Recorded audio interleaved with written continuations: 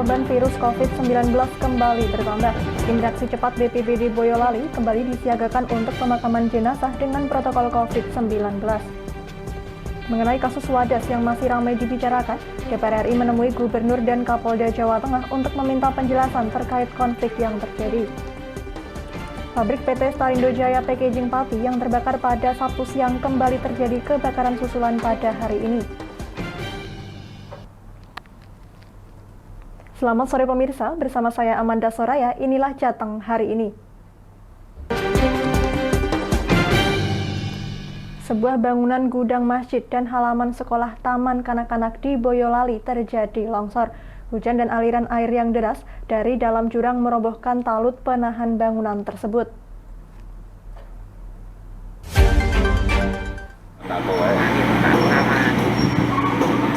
Akibat diguyur hujan deras dan aliran air banjir dari jurang, sebuah tembok laut penahan bangunan gudang masjid dan halaman taman bermain anak-anak di Boyolali longsor pada Minggu sore kemarin. Menurut Ketua RT Dukuh Dawung Kelurahan Pulisan Boyolali Kota Widianto menjelaskan, hujan deras mengguyur Boyolali sejak hari Minggu siang. Saat sholat asar, jurang yang terletak di utara masjid sudah banjir, lalu setelah hujan deras sekitar jam 5 sore, talut sepanjang 30 meter tersebut ambrol. Akibatnya gudang masjid berisi perlengkapan pemulasaran jenazah, karpet masjid, dan lainnya ikut terbawa longsor ke dalam jurang sedalam 10 meter. Sedangkan halaman taman bermain anak yang terletak di utara masjid ikut tergerus beserta atap kanopinya. Untuk kejadiannya sekitar jam 5, Mas.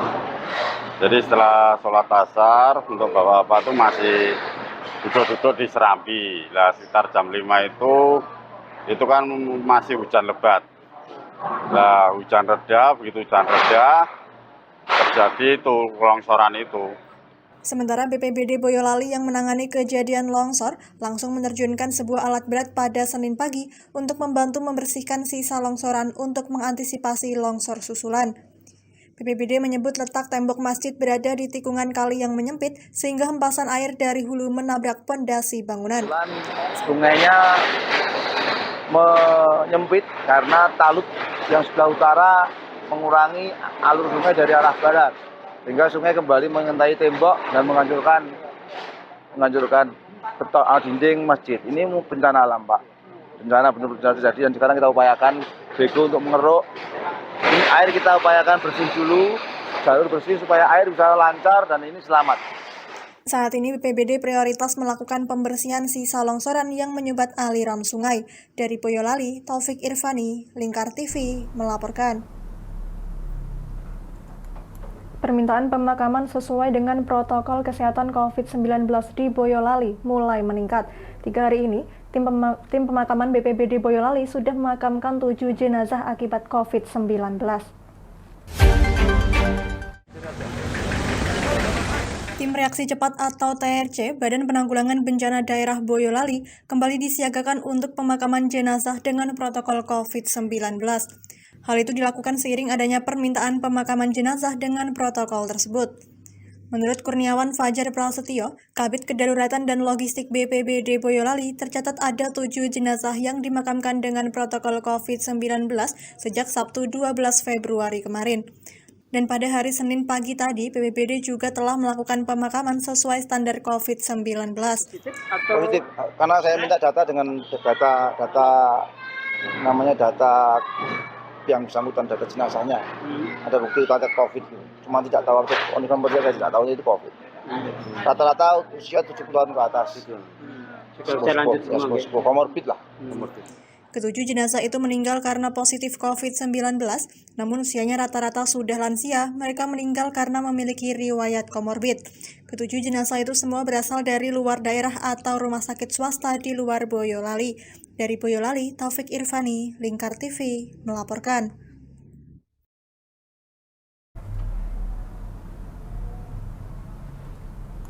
Konflik pembangunan bendungan bener di Purworejo, Jawa Tengah menjadi perhatian oleh sejumlah pihak. Rombongan Komisi 3 DPR RI melakukan pertemuan dengan Kapolda dan Gubernur Jawa Tengah Ganjar Pranowo di Mapolda Jateng untuk membahas dan meminta penjelasan terkait konflik yang terjadi di Desa Wadas, Kabupaten Purworejo, Jawa Tengah.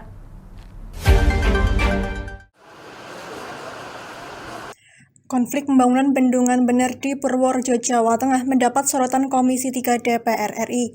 Dalam rapat internal yang dilakukan oleh Gubernur Jawa Tengah, Kapolda Jawa Tengah, Badan Pertanahan Nasional, serta Balai Besar Wilayah Sungai Serayu Opak, Komisi 3 DPR RI meminta penjelasan terkait konflik yang terjadi di Desa Wadas. Usai melakukan rapat, Wakil Ketua Komisi 3 mendapatkan penjelasan Gubernur Jawa Tengah terkait dengan peristiwa yang terjadi di Desa Wadas.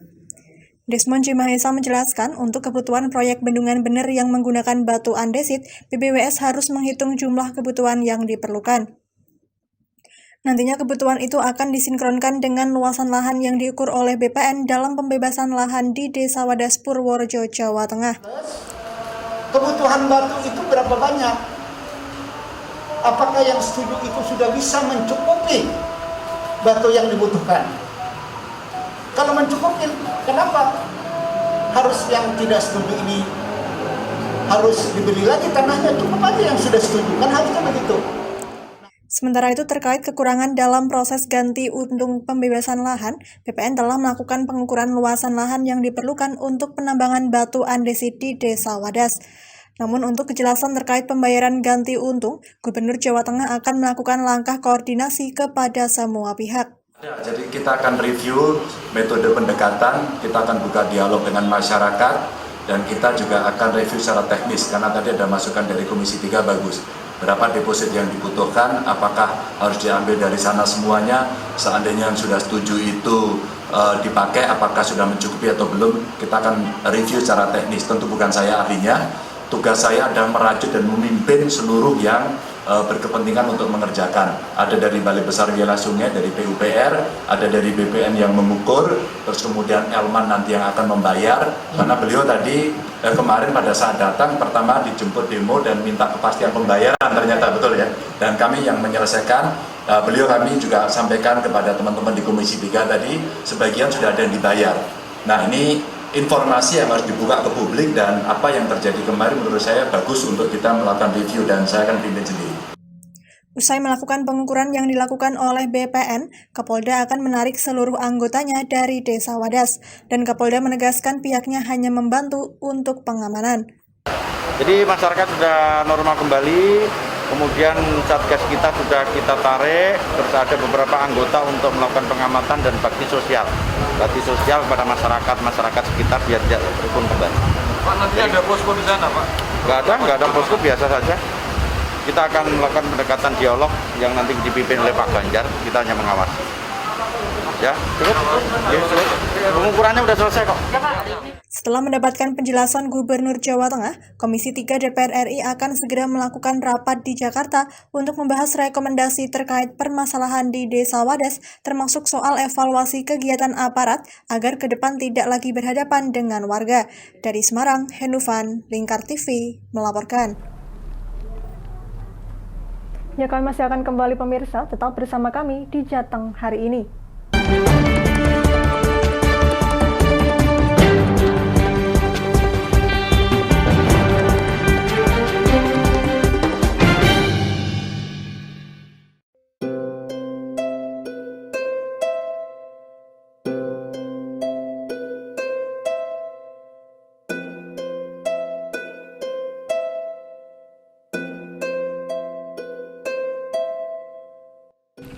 Wah, iki yo siaran TV apik temenan.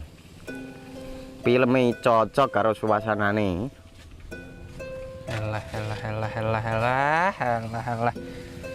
Elah. Boleh bro ngene iki awan-awan kok. Iki lho nonton TV, Kang. Wah, kenal nedan kowe wong genang delok HP kok delok TV piye? Wah, kurang update kowe iki, Kang. Lho, maksudnya piye kok ngarane aku update itu? Iki lho delok aku nonton TV tenan. Apa kira nonton HP? Wong delok HP ngono kenal nedan apa iki. Iki lho delok siarane. Lho, kok iso ya? Yo TV apa?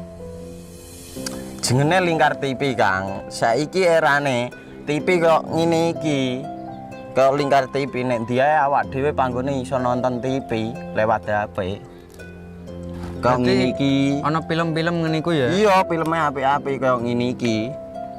Awak dhewe nek sawah leren mbut gawe Soleran ndelok film-film ini iki. Padha iso ngene iku. Iso, ora ketinggalan karo cah-cah kae. Duh. HP ku kok ora iso tak nggo ngono piye carane iki? Iki lho Rip, tak doi carane. Piye? Kowe buka Play Store. Play Store, Mas. Yo iku pokoke. Play Store apa? Ketik Lingkar TV. Engko lek wis ngono, klik install. Nah, engko wis ana metu menune Lingkar TV karek ndelok siaran apa ae. Film-filme apik-apik Rip. Berarti film channel Lingkar TV metu nang kene kabeh ra? Iso. Filme wah cocok karo suasana cara didelok ya. Oh, wis iki iso iki. Iya metu kabeh ngene TV-TV wah. Iya. Kondiange ya. Makane Lingkar TV ku filme apik-apik kabeh. Iya, aku ngene kok. Lagi reti iki aku malah. Sekolo Iya. ana bocah-bocah ajak ndelok. Heeh, ben seru nang kene ya, kawan. Wabek. Rene lo.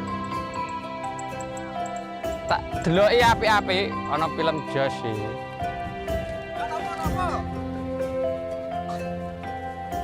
Rene go Rene. Oh iki lho tak deloki film nang Lingkar TV. Solutif dan terpercaya. Tonton siaran Lingkar TV melalui aplikasi Lingkar TV di Play Store. Dengan cara ketik Lingkar TV di pencarian Play Store, kemudian tekan install. Mudah bukan? Nikmati tayangan-tayangan menarik dari Lingkar TV kapanpun dan dimanapun Anda berada. Tinggal tekan menu Lingkar TV di HP Anda dan selamat menonton!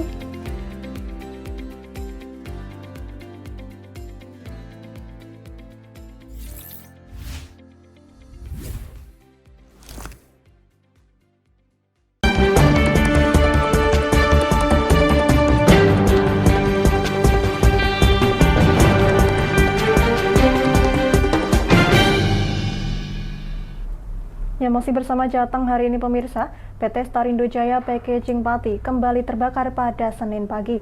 Hal itu dikonfirmasi langsung oleh Kepala Satpol PP Pati pada Senin siang. Saat ini api kebakaran susulan sudah berhasil kembali dipadamkan.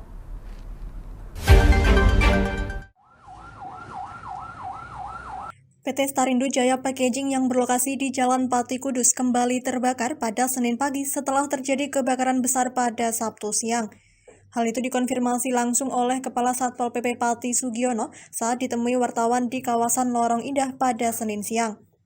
Ia menceritakan bahwa api kembali muncul di PT Starindo pada Senin sekira pukul 5 pagi. Sekira pukul 5:15 Satpol PP Pati menerima laporan dan kemudian mengirimkan 2 kendaraan pemadam kebakaran.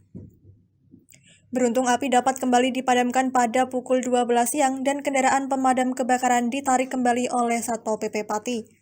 Tahu-taunya jam 5 tadi pagi itu ada muncul api, sehingga jam 5:15 menghubungi Damkar Pati dan kami turun ke lapangan. Kita turunkan Damkar Pati, kemudian 2 unit dari Jarum Kudus dan Damkar Pusat sendiri untuk memadamkan. Alhamdulillah dengan guyup dan kebersamaan pukul 12.00 tadi sudah betul-betul padam, sudah bisa diatasi dan kita kembali ke markas masing-masing. Api yang tadi besar, Pak? Ya, karena yang terbakar itu kan lantai 1 dan lantai 2. Lantai 1 itu untuk bahan baku yang jadi. Lantai 2 itu biji plastiknya. Itu yang terbakar. Kemudian air akses nggak bisa masuk karena ketutupan atap. Sehingga harus sedikit demi sedikit buka atapnya itu baru bisa kita padamkan. Lebih lanjut, Kepala Satpol PP Pati Sugiono menjelaskan bahwa kebakaran susulan tadi pagi harus ditangani oleh tim gabungan sebab menurutnya titik kebakaran sulit untuk dijangkau. Total terdapat 5 kendaraan pemadam kebakaran yang diterjunkan untuk penanganan kebakaran susulan pada Senin pagi yang terdiri dari Satpol PP Pati, PT Jarum Kudus, dan juga dari perusahaan PT Starindo sendiri. Disinggung mengenai kerugian, Kepala Satpol PP Pati belum dapat memastikan berapa besaran kerugian akibat kebakaran. Dari Pati, Fajar Mukti, Lingkar TV, melaporkan. Sebanyak 141 warga binaan dan 42 orang pegawai rutan rumah tahanan kelas 2B Kudus menerima sasaran vaksinasi COVID-19 dosis ketiga atau vaksin booster.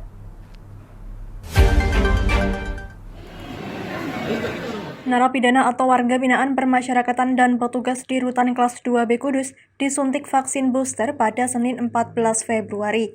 Vaksinasi booster pertama dilakukan para petugas rutan secara bergantian. Vaksin booster disuntikan untuk warga binaan. Sebelum menerima vaksin, mereka juga di-screening terlebih dahulu dari tenaga kesehatan klinik Pratama Masitoh yang bertugas. Vaksinasi booster yang diterima kali ini adalah vaksin dengan jenis AstraZeneca. Penerima vaksinasi booster sebelumnya telah menjalani vaksinasi dosis kedua pada Selasa 27 Juli 2021 lalu. Hari ini kita Kudus melaksanakan vaksinasi booster atau vaksinasi ketiga untuk pegawai dan warga binaan.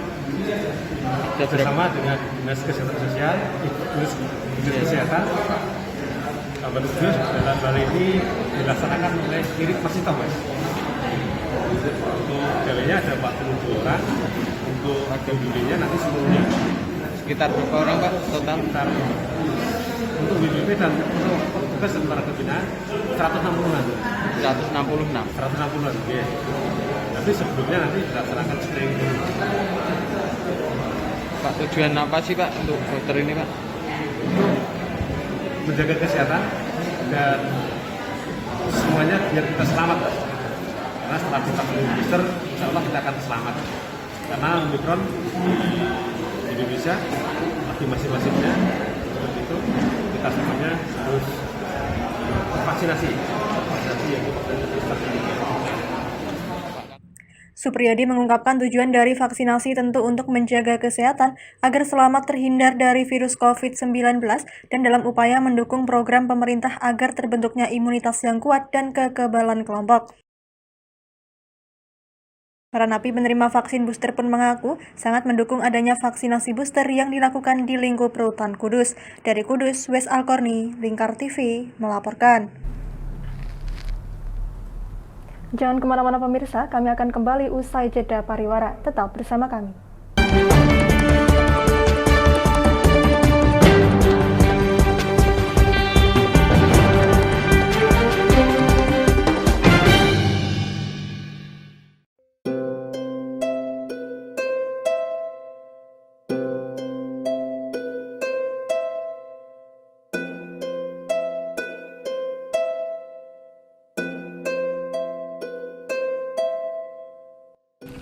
Wah iki yo siaran TV wah apik temenan.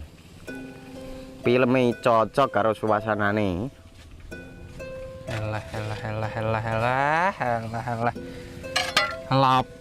Apa bro ngene iki awan-awan kok. Iki lho nonton TV, Kang. Wah, kenal nedan kowe wong genang delok HP kok delok TV piye? Wah kurang update kowe iki, Kang. Lho maksudnya piye kok ngarane aku update itu? Iki lho delok aku nonton TV tenan. Apa kira nonton HP? Wong delok HP ngono kenal nedan apa iki. Iki lho delok siarane. Lho, kok iso ya? Yo TV apa?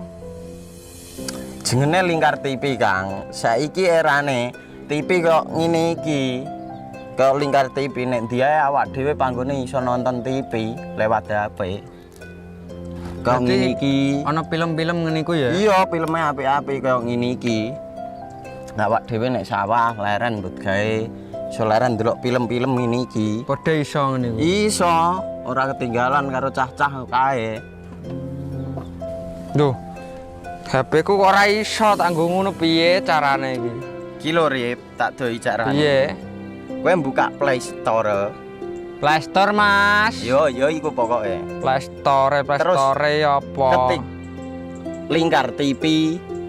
Engko lek wis ngono, klik install. Nah, engko wis ana metu menune Lingkar TV karek ndelok siaran apa ae. Film-filme apik-apik. Berarti film channel Lingkar TV metu nang kene kabeh ra? Iso. Filme wah cocok karo suasana cara didelok ngene. Oh, wis iki iso iki. Iya metu kabeh ngene TV wah. Iya. Kondiange ya. Mangkane Lingkar TV filme apik-apik kabeh. Iya, aku ngene kok. Lagi reti iki aku malah. Sekolah Iya. ana bocah-bocah ajak ndelok. Heeh, ben seru nang kene ya, kawan. Wabek. Rene lo. Tak deloki apik-apik ana film Josh iki.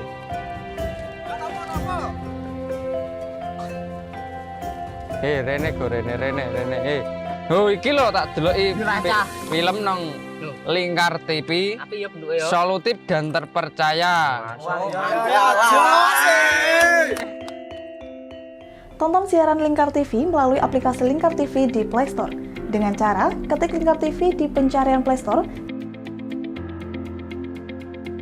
kemudian tekan install. Mudah bukan? Nikmati tayangan-tayangan menarik dari Lingkar TV kapanpun dan dimanapun Anda berada. Tinggal tekan menu Lingkar TV di HP Anda dan selamat menonton!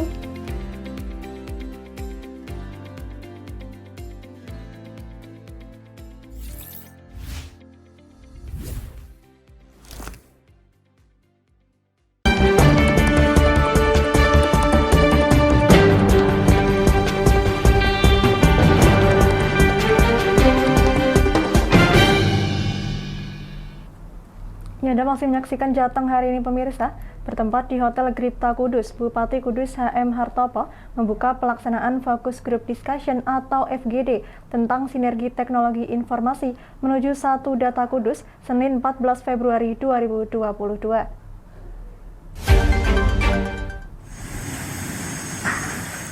Bupati Kudus memberikan sambutan dan sekaligus membuka secara resmi Focus Group Discussion yang dihadiri Kepala BPS Kabupaten Kudus Rahmadi Agus Santosa, Asisten 1 Bidang Pemerintahan dan Kesrasekda Kudus Agus Budi Satrio, dan bersama perwakilan OPD terkait lainnya.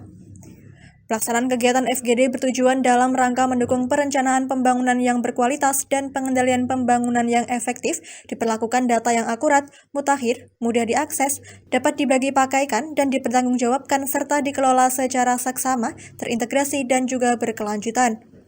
Hal tersebut dijelaskan dalam Peraturan Bupati Kudus Nomor 41 Tahun 2021 tentang penyelenggaraan Satu Data Kabupaten Kudus.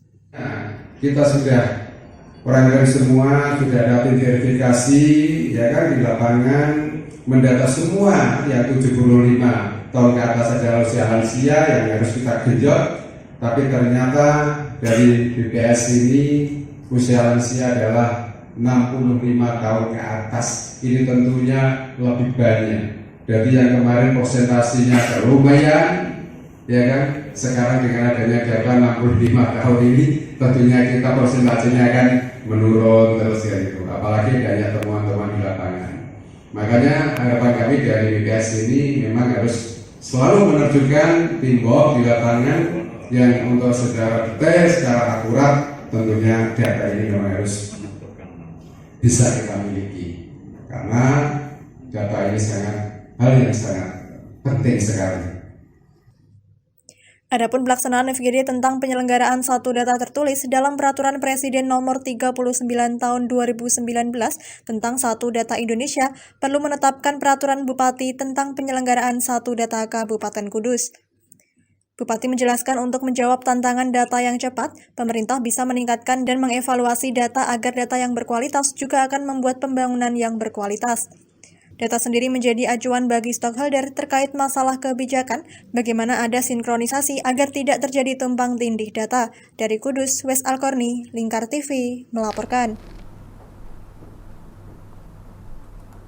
PT Semen Gresik Pabrik Rembang mengunjungi kantor Lingkar Media Group Pati pada Senin pagi. Dan kunjungan tersebut merupakan bentuk penguatan kerjasama serta sinergitas antara Lingkar Media Group dengan PT Semen Gresik Pabrik Rembang.